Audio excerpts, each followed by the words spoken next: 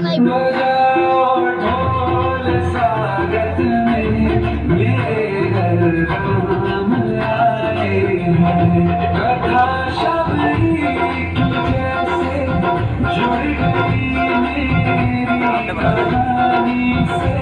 न रोको आज भूले दो आँखों के पानी से।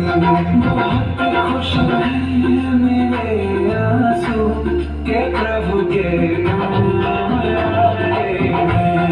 बजाओ ढोल स्वागत में मेरे राम आए हैं।